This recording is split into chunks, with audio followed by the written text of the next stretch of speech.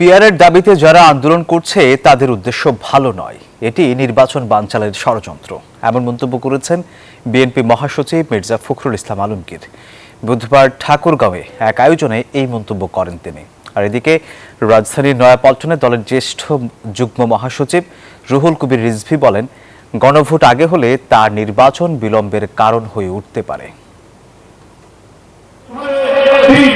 দেশ ও দেশের মানুষকে বাঁচাতে দ্রুত নির্বাচন আয়োজন করতে হবে, এমন আহ্বান বিএনপি মহাসচিব মির্জা ফখরুল ইসলাম আলমগীরের। ধানের শীষে ভোট টানতে ঠাকুরগাঁয়ে ব্যস্ত সময় পার করছেন তিনি। নিজ সংসদীয় আসনের গড়িয়া ইউনিয়নবাসীর সঙ্গে মতবিনিময় করেন মির্জা ফখরুল। বলেন, পরিহার করতে হবে বিভেদের রাজনীতি, দেশ গড়ে তুলতে হবে নতুন করে। নির্বাচনের ভেতর দিয়ে তা সম্ভব, তবে চলছে ষড়যন্ত্র। সমস্ত দাবি দেওয়া এখন বন্ধ রেখে এবং কিছু প্রতিষ্ঠান আছে তারাও দাঁড়ায় দাবি দেওয়া তুলছে, উদ্দেশ্যটা ভালো না, নির্বাচনটাকে বন্ধ করতে চায়। ভাই আমরা ভোট দিতে চাই, এখন সরকার ভোট চায়, নির্বাচন চায়।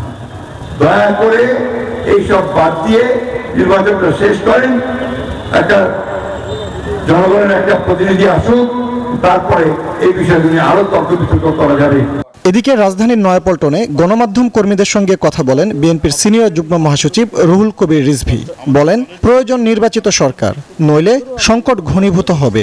একই দিনে জাতীয় সংসদ নির্বাচন এবং গণভোট অনুষ্ঠিত হওয়াটাই বাঞ্ছনীয় বলে সবাই মনে করছেন, কারণ এটির আগে হলে পরে এটা তেমন সময়ও নেই। আর এটা যদি আপনার করতে হয় তাহলে জাতীয় নির্বাচনটা সেটি পিছিয়ে দিতে হবে, তো পিছিয়ে দেওয়ার তো কোনো কারণ নাই। এর আগে প্রেস ক্লাবে এক প্রতিবাদ সভায় যোগ দেন বিএনপি নেতা শামসুজ্জামান দুদু। বলেন, সরকারের অভ্যন্তরীণ তথ্য ফাঁসের হুমকি দেওয়া গণতন্ত্র বিরোধী। সরকারকে ব্ল্যাকমেলিং করতে চাইছে না কোণঠাসা করতে চাইছে আমি জানি না। তারা সরকারের অভ্যন্তরীণ কিছু কথা উল্লেখ করে বলেছেন প্রয়োজনে তা ফাঁস করবে। এটাই বড় মর্মান্তিক এবং নিঃসন্দেহে সরকারের জন্য শুভ কিছু বয়ে আনবে না।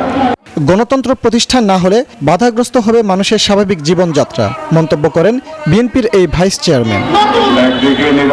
ফজলে রাব্বি সৌরভ, নিউজ 24, ঢাকা।